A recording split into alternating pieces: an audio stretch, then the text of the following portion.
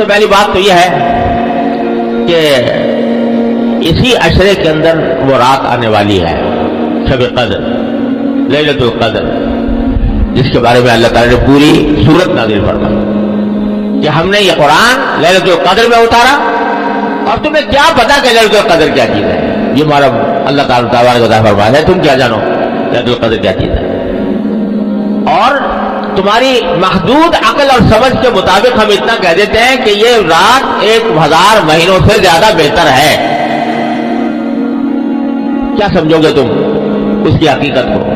اپنی اس محدود عقل سے، محدود سمجھ سے کیا سمجھ سکتے؟ لہذا تمہاری سمجھ میں لانے کا ایک جو آسان تمہاری سمجھ میں آ جائے اتنا بتا دیتے ہیں کہ 1000 مہینے سے بہتر ہے، 1000 مہینے سے بھی بہتر۔ اور عربی میں جو لفظ استعمال فرمایا خیر، وہ معمولی بہتر کے لیے نہیں آتا، یعنی جیسے 19-20 کا فرق ہو، 20-21 کا فرق ہو، اس کے لیے نہیں کہتے خیر، بہت زیادہ۔ جب ایک چیز دوسری چیز سے بہت بہتر ہو تب کہتے ہیں خیر۔ تو خیر من الف شہر کے معنی 1000 مہینے سے بھی بہت بہتر۔ کتنی بہتر؟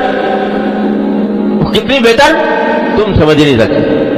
لہذا تمہاری محدود عقل کے مطابق اتنا کہہ دیا ہم نے کہ 1000 مہینے سے بہتر ہے۔ وہ کتنی بہتر ہے تمہاری عقل میں پوری طرح آ نہیں سکتی۔ ارے بھائی، اس اللہ جل جلالہ کی عطا کی، اس کی نعمتوں کی آدمی اگر گنتی کرنا چاہے تو گنتی نہیں کر سکتا، گنتی ختم ہو جاتی ہے۔